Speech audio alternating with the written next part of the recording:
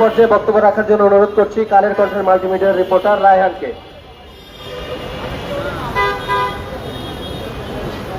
শুরুতে একটি কথা বলতে চাই যে জাতির বিবেক বলা হয় গণমাধ্যম কর্মীকে, আর যখন সেই বিবেকের প্রতি এ ধরনের আচরণ বা মৃত্যু কাছাকাছি তাদেরকে নিয়ে যায় বা মৃত্যু ঘটে, সেটি আসলে কখনোই একটি জাতির জন্য কাম্য নয়।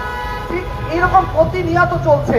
এই গণমাধ্যম কর্মীদের জন্য কি করা হয়েছে, এই রাষ্ট্র কতটুকু করেছে? প্রতিনিয়ত এরকম একের পর এক গণমাধ্যম কর্মীরা আহত হচ্ছে, নিহত হচ্ছে। এদের জন্য আইনে কতটুকু সুরক্ষা আছে? কোন গণমাধ্যম কর্মীর উপর যখন আঘাত আনে তার জন্য আইন কতটুকু প্রয়োগ করা হয়, তার প্রতি কতটুকু সুবিচার করা হয়? এই তো সেদিন আমাকেও এই মহাখালী বাস টার্মিনালে আমার উপর হামলা করা হয়েছে সংবাদ সংগ্রহ করার সময়। ওই সেই বিচার তো আজ পর্যন্ত পাইনি। মামলা হয়েছে, একজন লোক গ্রেপ্তার করা হয়নি। কেন? তাহলে প্রশাসন কি করে?